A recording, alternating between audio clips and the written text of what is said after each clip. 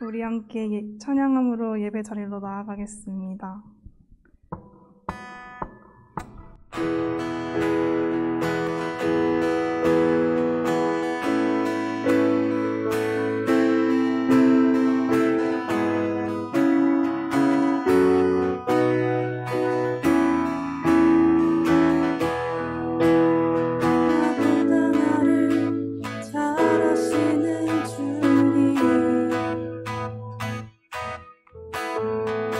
주를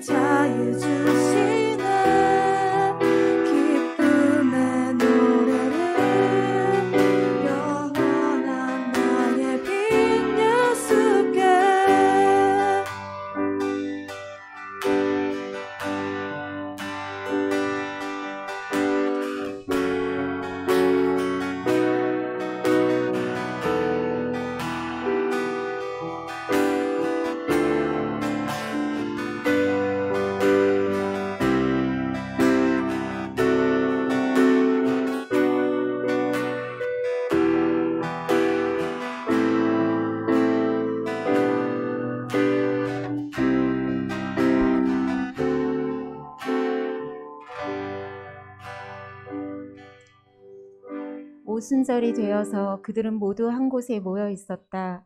그때 갑자기 하늘에서 세찬 바람이 부는 듯한 소리가 나더니 그들이 앉아있는 온 집안을 가득 채웠다.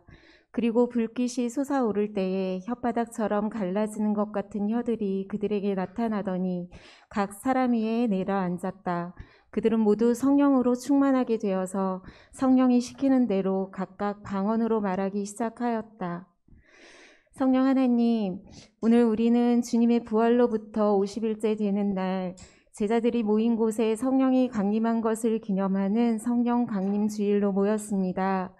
우리에게 위저스라는 이름을 주심에 감사하며 함께 주님을 바라보고 예배하게 하신 은혜에 감사합니다. 지금 우리에게도 성령을 부어주셔서 기쁨으로 주님을 찬양하고 기쁨으로 주의 말씀을 기대하며 기쁨으로 예배할 수 있도록 연약한 우리를 도와주시옵소서. 성령 충만함으로 우리의 연약한 믿음이 강건하여지고 성령 충만함으로 유혹이 많은 세상 가운데 진리를 분별하고 죄와 구별된 삶을 사는 우리 위저스 고등부가 되게 하여 주시옵소서.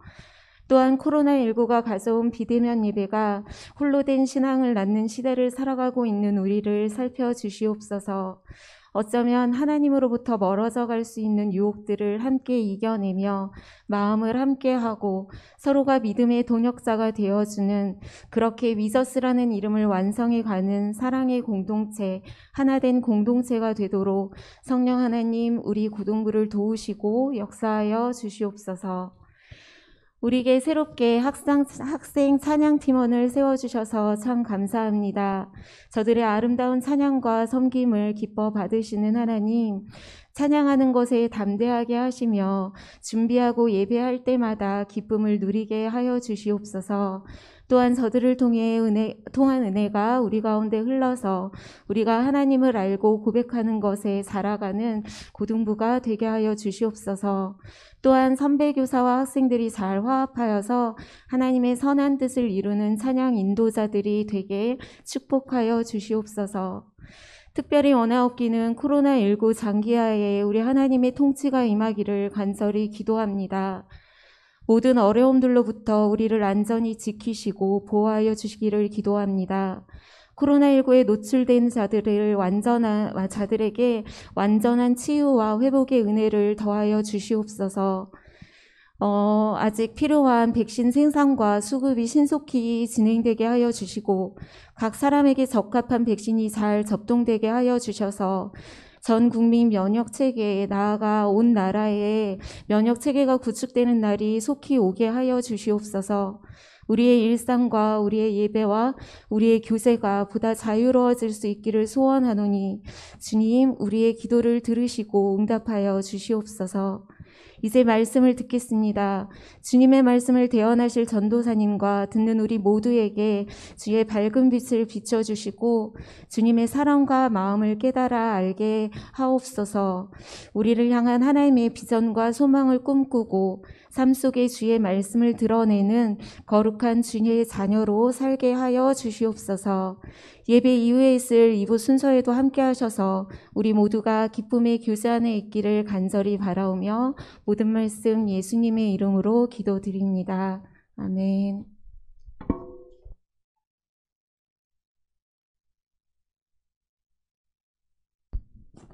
안녕하세요.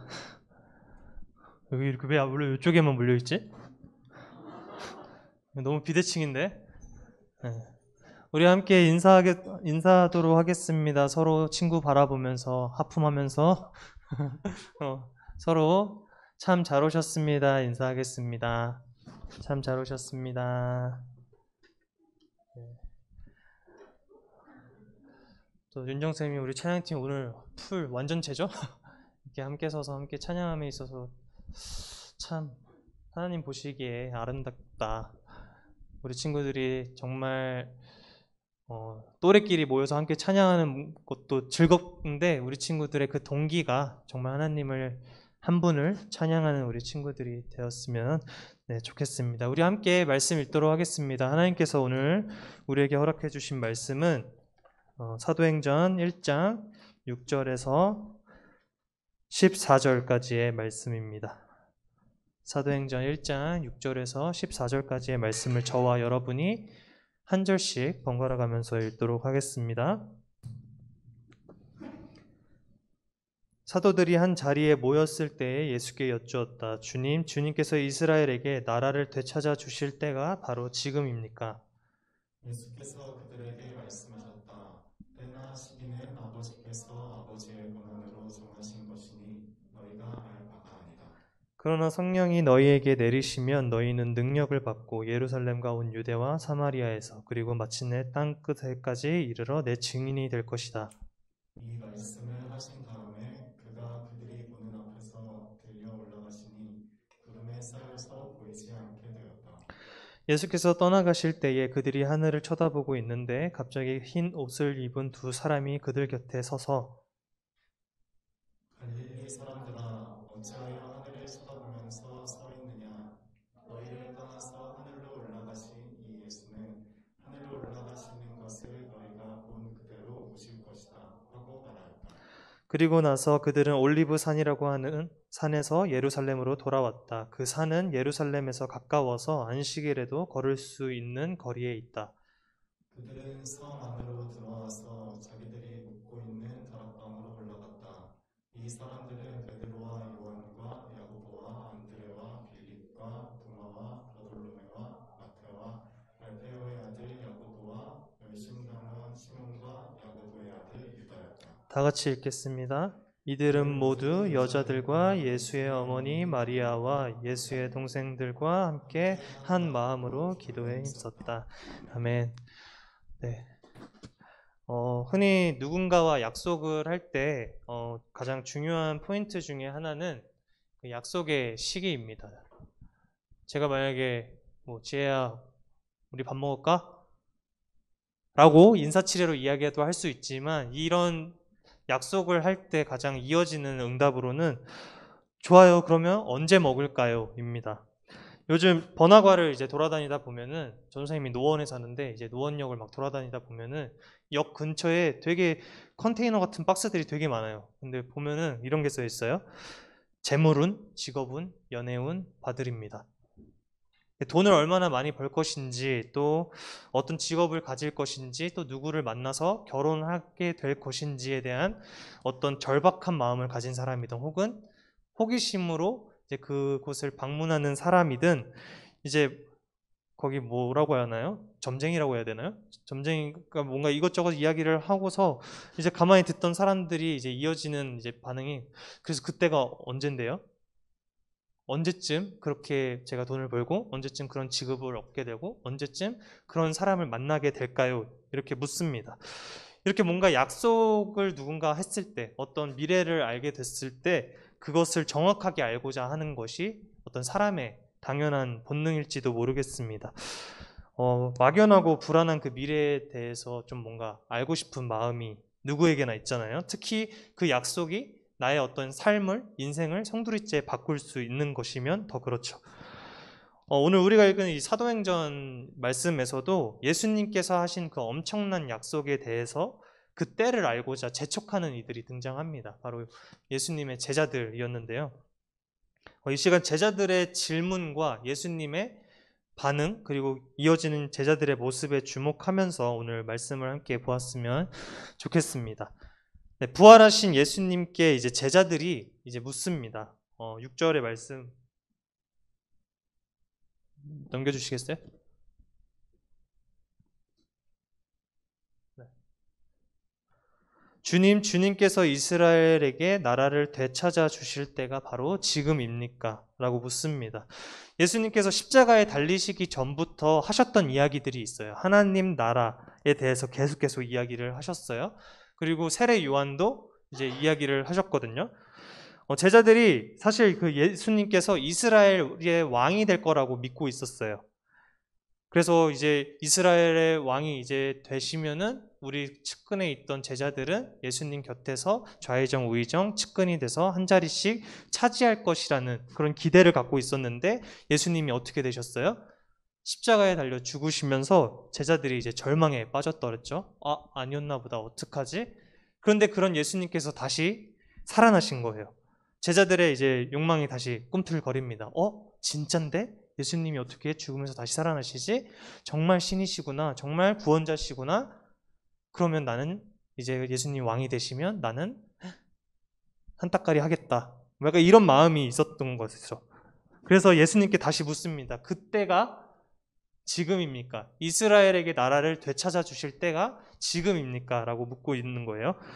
이 물음은 근데 사실 제자들이 하나님의 나라에 대해서 오해하고 있음을 보여줍니다. 하나님 나라가 뭘까요, 여러분? 하나님의 나라. 되게 어릴 때부터 많이 들었던 거 아니에요? 하나님 나라. 구원열차 타고 올라가는 곳. 뭐 어릴 때 그런 찬양도 막 부르고. 흔히 하나님 나라 하면 우리가 천국을 생각하잖아요. 죽어서 가는 하나님 나라. 그런데 예수님께서 가르쳐 주신 그 하나님 나라라는 그 개념은 단순히 우리가 죽어서 내세에 가는 그런 나라의 개념이 아니었습니다. 예수님께서 가르쳐 주신 그 하나님 나라는 하나님께서 주인 되시고 다스리시는 그런 영적인 나라를 의미했습니다. 어떻게 알 수 있냐? 예수님이 하셨던 이야기들이 있어요.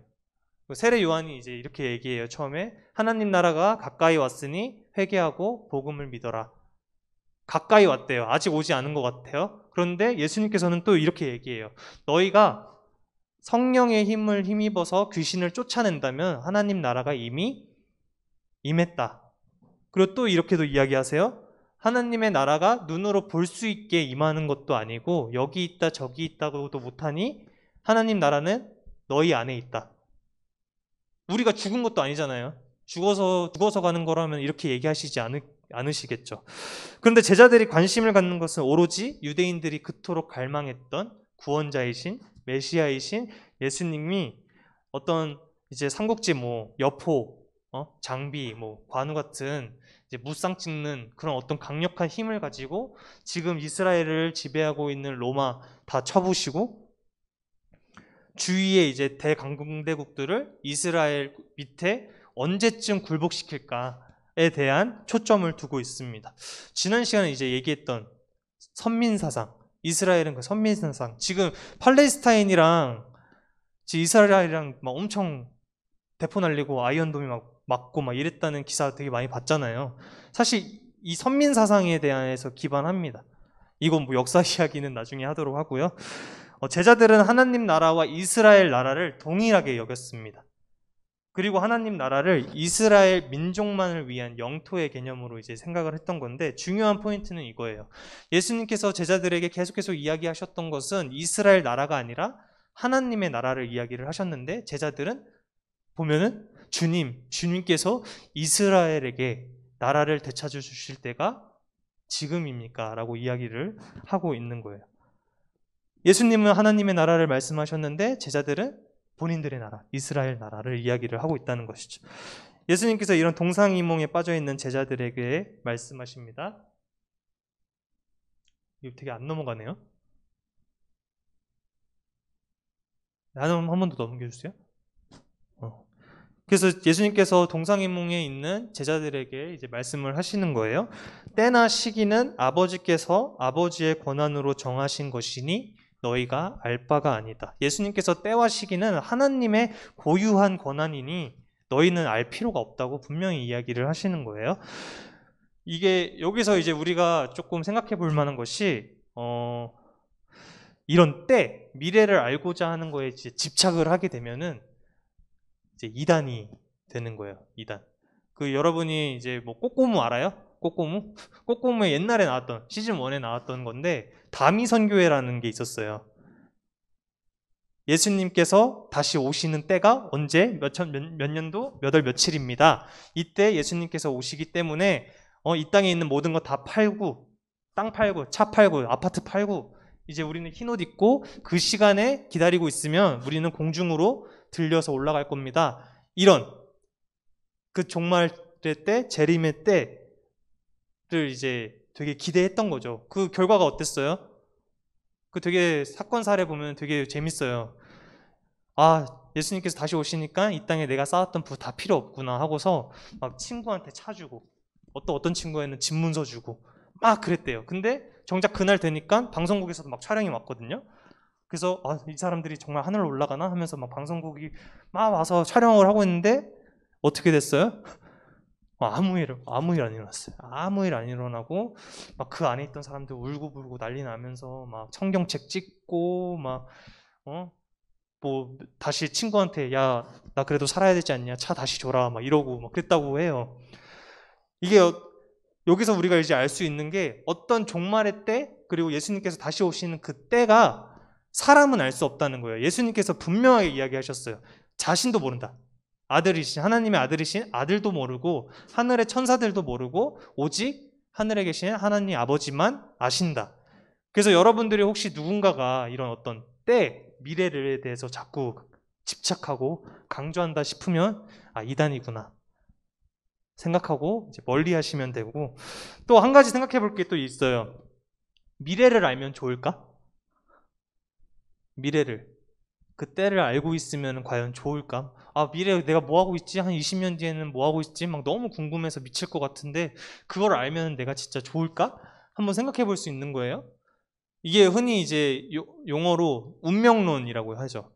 내가 뭘 해도 그렇게 될 거야.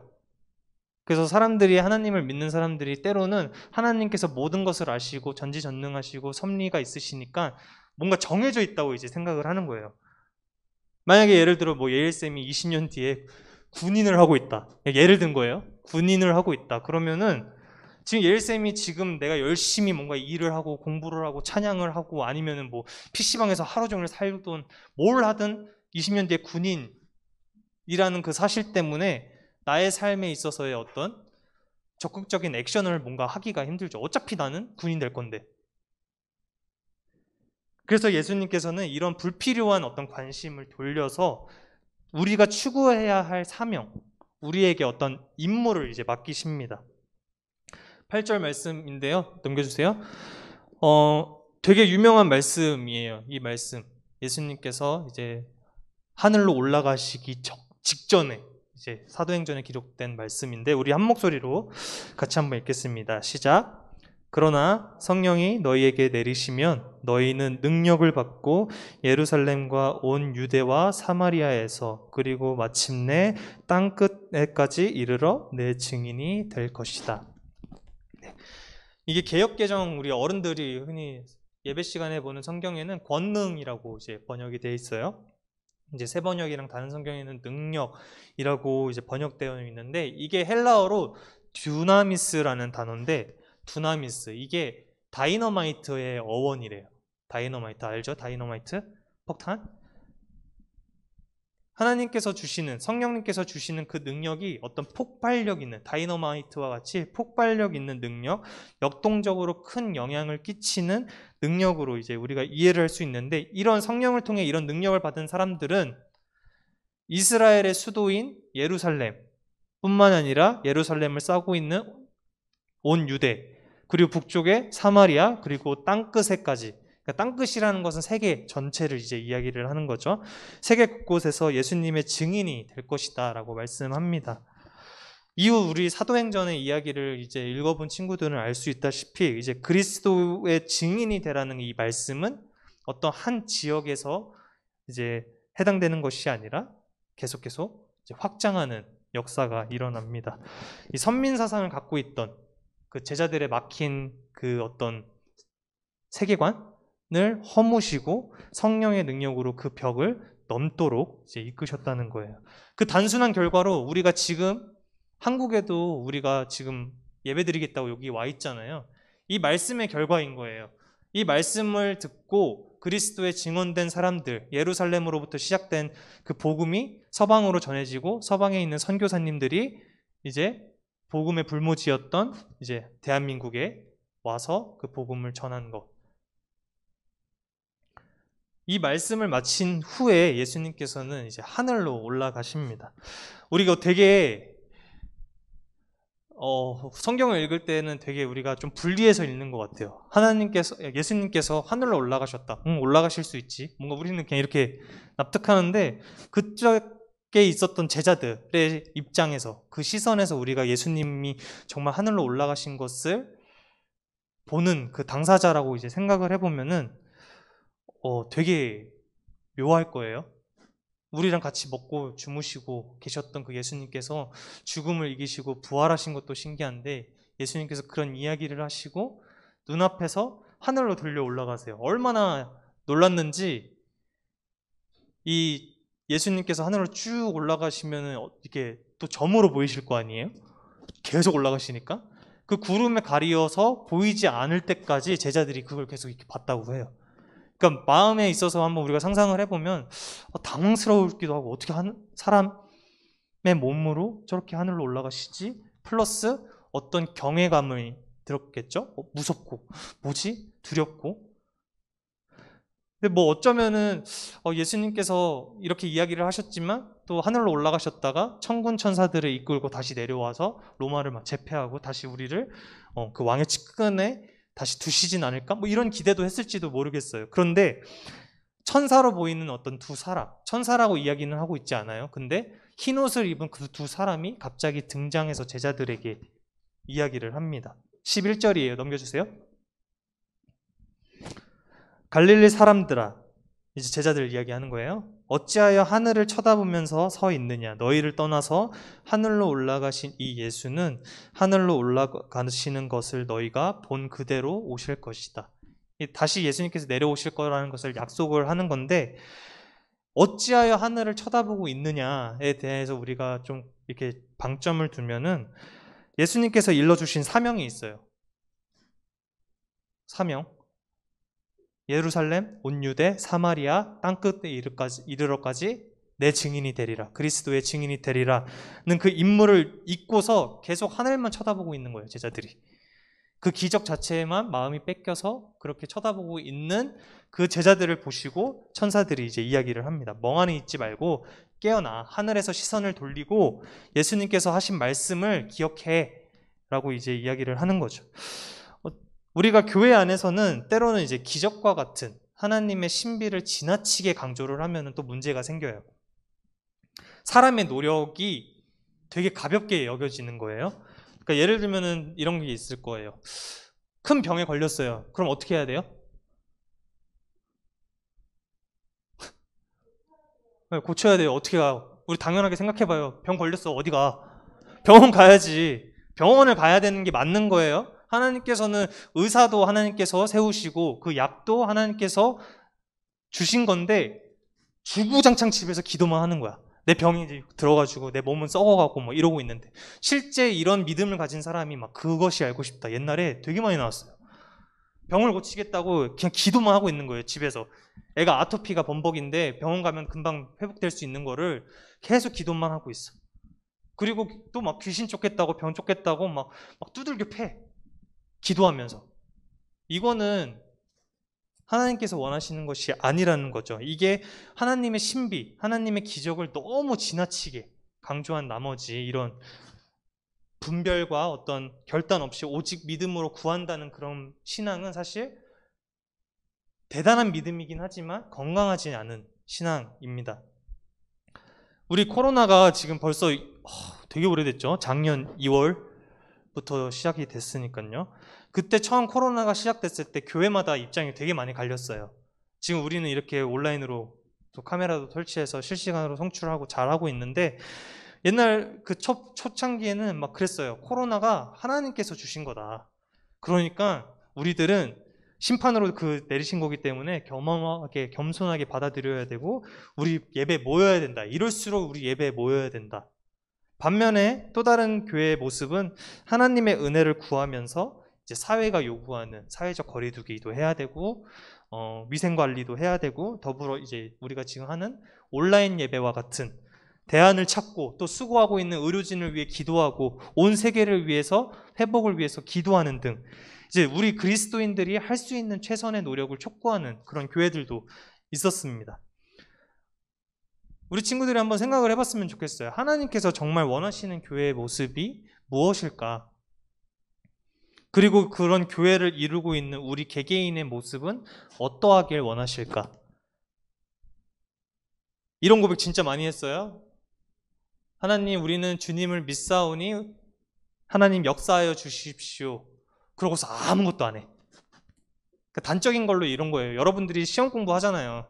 시험 공부를 하는데 하나님께 기도를 해요. 내가 그래도 하나님 믿는 사람이니까 하나님 시험 잘 보게 해주세요. 막 기도를 하는데 공부 하나도 안 해.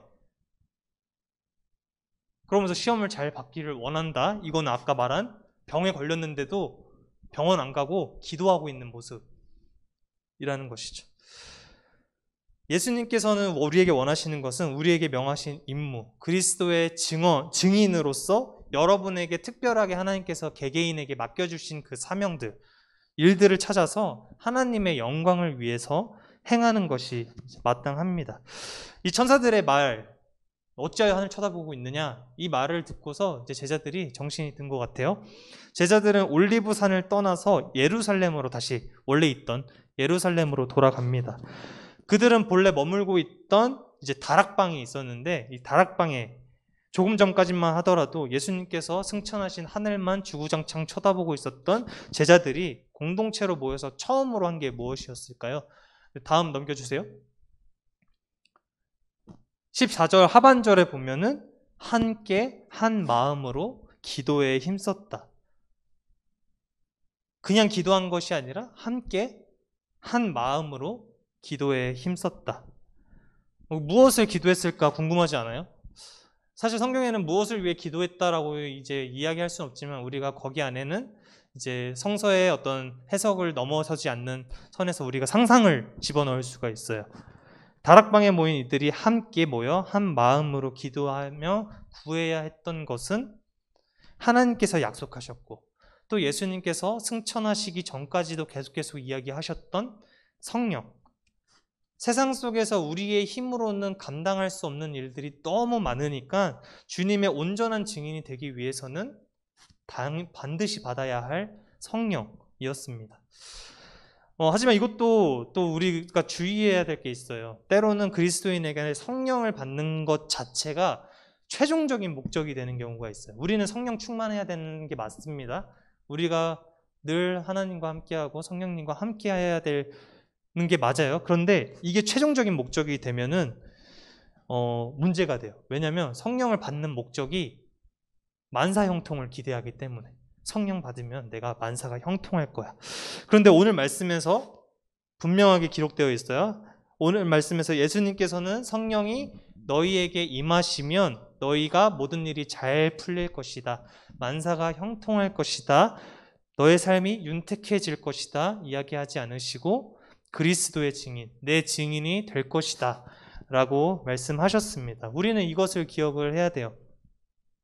성령을 통한 그 능력이 우리의 삶의 평탄함을 위한 것이 아니라 그리스도의 증인된 삶을 위한 것입니다. 우리는 증인된 삶을 위해서 성령을 구해야 합니다. 그래서 제자들은 함께 한 마음으로 기도에 힘썼습니다. 이후 사도들의 그 삶은 어땠을까요? 여러분이 이제 흔히 성령 강림주일, 오순절 사건 뭐 이렇게 하면은 흔히 아는 이제 다락방 성령 강림 사건을 통해서 성령님이 임하십니다. 그래서 막 제자들이 아까 윤정쌤이 처음 기도할 때 말씀을 읽어주셨던 본문이 그 본문이죠. 방언을 하고 세계 각지에서 온 사람들이 이 사람들이 어떻게 우리 지역에 말을 하지? 놀라면서 성령의 그 어떤 능력의 체험을 이제 하는데 성령을 받은 그 제자들의 삶에 대해서 47절에 이렇게 기록합니다. 넘겨주세요. 네. 하나님을 찬양하였다. 그래서 그들은 모든 사람에게서 호감을 샀다. 주님께서는 구원받는 사람을 날마다 더하여 주셨다. 여러분, 오늘날 그리스도인이라고 하는 저와 여러분들은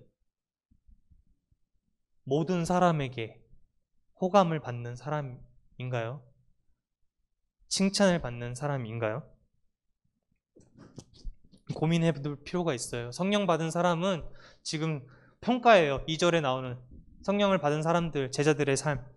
하나님을 찬양했고 그래서 그들은 모든 사람에게 호감을 샀다고 해요. 덕이 되는 삶을 살았다는 것이죠. 말씀을 마무리하겠습니다. 다음 장 넘겨주세요. 네. 이게 뭐예요? 해바라기. 저는 이 해바라기를 보면은 그리스도인의 모습이 이 해바라기와 비슷하지 않을까 생각이 들어요. 왜냐하면 해바라기는 여러분 알잖아요. 특징이 그 얼굴을 해를 향해서 자꾸 돌리잖아요. 그런데 여전히 땅에 있는 뿌리는 땅에 받고 있어요. 고개는 하늘을 해를 향하고 있는데 땅은 땅에서는 뿌리가 여전히 땅에 뿌리를 받고 있다는 것이죠. 태양빛 없이 살 수 없기 때문에 시선은 하늘로 돌리고 있지만 뿌리는 영양을 얻기 위해서 이 해바라기 자체로 그 영양을 흡수하기 위해서 뿌리는 자신이 할 수 있는 일을 해야만 합니다. 마찬가지로 우리 크리스찬들은 우리의 영혼은 하나님을 향해요. 하나님 나라를 소망하고 하나님 나라를 구하고 성령을 구하는데 우리의 몸, 우리의 육신은 여전히 우리가 이 땅 현실을 살아간다는 것이죠. 하나님께서 과연 우리가 어떻게 살기를 원하실까요? 이거를 우리 친구들이 계속 틈날 때마다 고민을 했으면 좋겠어요. 하나님이 우리가 어떻게 살기를 원하실까? 그냥 단순히 죽어서 믿고 천국 가는 거? 그거 원하시면은 우리 빨리 죽어야지. 왜 이 삶을 살까?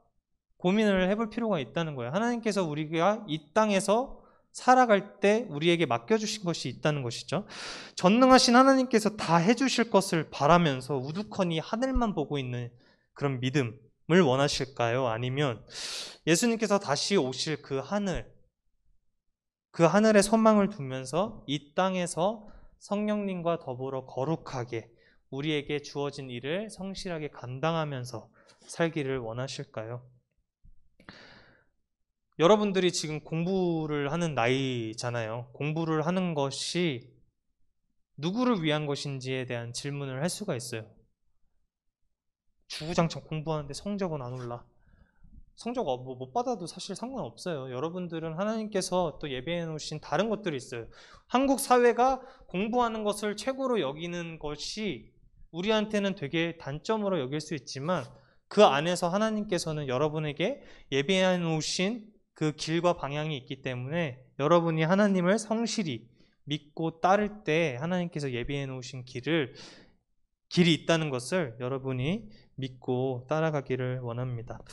성령 강림주의를 맞이한 오늘 이 시간 우리 주님의 약속을 기억했으면 좋겠습니다. 그리고 그 성령님을 힘입어 우리에게 허락하신 그 능력을 통해 모든 경계를 넘어서 말이 아닌 행동으로 이게 되게 중요해요. 말이 아닌 행동으로. 한국교회는 말만 해서 망했어요. 이렇게 말해서 미안해요. 한국교회는 말만 해. 말만 자꾸 착한 일 하라고 그러고 구제하라고 하고 정작 그런데 세상의 평가는 온 세상한테 칭찬받는 삶이 아니라 역시 그럼 그렇지 개독교 이런 평가를 받는 이유가 우리가 전하는 그리스도의 어떤 증언과 우리의 삶이 일치하지 않기 때문에 그래서 우리는 말이 아닌 어떤 행동으로 보여줘야 하고 교회 안에서만 착한 척하고 배려하는 것이 아니라 교회 밖에서도 우리가 살아가는 세상 속에서도 계속해서 선한 행동, 선한 모습, 그리스도인의 자녀다운 모습으로 우리가 살아가야 합니다. 우리는 하나님의 약속을 기억하고 소망하며 주님께서 맡겨주신 삶 가운데 그분을 증언하는 사람들입니다. 그래서 이렇게 키워드를 했어요. 우리는 크리스찬들은 그 하늘을 소망하면서 이 땅에서 살아가는 사람들. 이게 성경에서는 청지기라고 이야기합니다. 청지기 알죠? 청지기 알아요? 청지기? 청지기. 청지기는 이게 내게 아닌데 주인의 이제 명을 받아서 대신 가꾸는 사람이에요. 그러니까 우리의 고향은 하늘입니다. 하나님 계시는 곳이 우리의 본향이에요. 우리가 가야 될 곳이에요. 그런데 하나님께서는 우리를 이 땅에 보내셨어요. 그 보내신 이유가 빨리 죽어서 천국 오라 이게 아니라 우리가 이 땅에서 하나님의 청지기로서 이 땅을 하나님의 나라로 만들어가기 위해 우리를 이 땅에 보내셨다라는 것을 기억하고 또 생각하고 고민하면서 그 하늘을 바라며 이 땅에서 우리가 성실하게 살아가기를 우리 주님의 이름으로 축복합니다. 기도하겠습니다. 사랑과 은혜가 충만하신 하나님, 우리가 말씀을 들었지만 그 말씀대로 살아내는 것이 쉽지 않습니다. 나의 능력으로 나의 삶을 거룩하게 할 수 없습니다. 그래서 주님을 의지합니다. 늘 우리를 위하여 말할 수 없는 탄식으로 기도하시는 성령님 힘입어 우리가 말씀을 떠오르게 하시고 또 맡겨주신 사명, 맡겨주신 임무들 잘 감당하며 살아가기를 원합니다. 우리가 공부하고 진로를 탐색하고 미래를 준비하고 무엇을 하든지 간에 하늘만 바라보고 무기력하게 있지 않도록 늘 깨어있게 하시고 땅에서 주님의 은혜를 구하며 성실하게 하나님의 영광을 위해 살 수 있도록 인도하여 주시옵소서. 감사드립니다. 이 모든 말씀 예수님의 이름으로 기도합니다. 아멘. 이제 우리 봉헌 찬양하면서 우리의 마음을 올려드리도록 하겠습니다.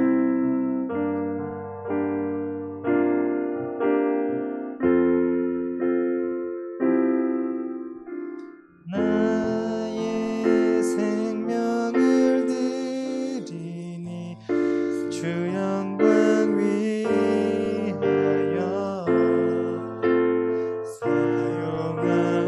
사용하옵소서. 내가 사는 날 동안에 주를 찬양하며 기쁨의 제물 되리. 나를 받아 주소서. 우리 함께 공동기도문 함께 고백하도록 하겠습니다.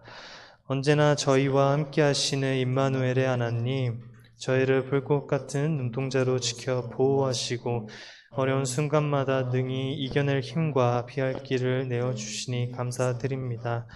저희가 하나님의 기쁨이 되는 존재로 세워주시고 주님 안에서 뛰노는 것이 홍익교회 고등부의 큰 즐거움이자 복이 되게 해주세요. 이 시간 부족하지만 우리의 진심을 담아 두 손을 모아 주님께 귀한 예물을 드립니다. 하나님께서 홀로 이 마음을 받아주시고 오로지 주님의 영광이 드러나는 곳에 잘 사용될 수 있도록 인도하여 주세요. 이 모든 말씀 감사드리며 예수님의 이름으로 기도합니다. 아멘. 네, 우리 함께 예수님께서 가르쳐 주신 기도함으로 저희 예배를 마치도록 하겠습니다. 하늘에 계신 우리 아버지, 아버지의 이름을 거룩하게 하시며 아버지의 나라가 오게 하시며 아버지의 뜻이 하늘에서와 같이 땅에서도 이루어지게 하소서. 오늘 우리에게 일용할 양식을 주시고 우리가 우리에게 잘못한 사람을 용서하여 준 것 같이 우리 죄를 용서하여 주시고 우리를 시험에 빠지지 않게 하시고 악에서 구하소서. 나라와 권능과 영광이 영원히 아버지의 것입니다. 아멘.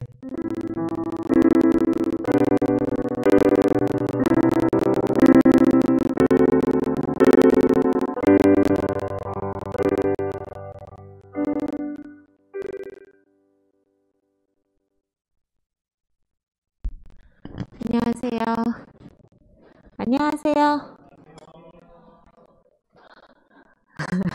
진짜 무슨 여기 완전 이쪽 완전 완벽한 거리두기네. 자, 광고하겠습니다. 자, 오늘 잘 지냈나요? 참 날씨가 뭐 비도 자주 오고 장마도 아닌데 뜨겁기도 하고 오락가락하지만 건강하게 다음 한 주도 잘 지내면 좋겠어요. 자, 오늘 대면 예배는 온유 상대방이었고요. 2부 순서 뒤에 기쁨의 그린처치 있을 텐데 구역 어디죠? 상대 선생님반? 교사실 닦는 거야? 장 정리랑 테이블 뭐 이런 거요? 장이랑? 알겠습니다. 자, 오늘 예배 후에 기쁨의 빙고 시간이 있어요. 그래서 준비물은 핸드폰 혹은 노트북, 펜, 종이 이렇게 있으면 좋대요. 핸드폰, 노트북은 당연히 있어야 되고 펜, 종이 준비하시길 바래요. 그 다음에 자, 기쁨의 키워드 오늘 공개될 텐데 이따가 단톡방에 올려주시나요? 되게 기대된다. 같이 기뻐하는 시간이 됐으면 좋겠고. 뭐라고요? 뭐라고요? 자, 그 다음에 다음 주 대면 예배는 실학차영반이에요. 그 다음에 기쁨의 그린처치 마지막 실학차영반 마지막 차고, 다음 주 기도 박준영 선생님, 그리고 다음 주 오후 5시에는 교사 원래. 한 달이 참 빨라요. 아, 가는 시간을 붙잡을 수도 없고, 네, 교사 원래가 있겠습니다. 그리고 세례 입교식 일정을 아침에 받아서 광고를 할게요. 자, 세례 입교식이 7월 4일 주일 3부 예배 때 진행된다고 해요. 이거 제가 알기로 좀 되게 오랜만에 진행되는 세례 입교식이에요. 자, 신청을 6월 13일까지 하는 건데, 이거를 여러분들이 직접 해당자가 할 수가 없으니까 나중에 담임 선생님 통해서나 이렇게 다시 광고를 해주도록 할게요. 그리고 교육이 6월 20일, 6월 27일 두 차례에 걸쳐서 예정돼 있나 봐요. 그리고 문답은 세례 입교식 전날 7월 3일 토요일 4시에 진행된다고 합니다. 이렇게 일정이 있는데 담임 선생님들 저번에 파악하셨었죠? 네, 파악한 적이 있는데 그거 토대로 이렇게 받아야 하는 친구들은 이번에 세례도 받고 입교도 하고 하시길 바래요. 자, 그러면 우리 기쁨의 빙고 진행 어디 가셨어? 어떻게 하면 되죠, 우리? 네. 아, 올리셨어요? 제가 지금 핸드폰을 안 갖고 있어서 다 확인했나요? 네, 그러면은 네.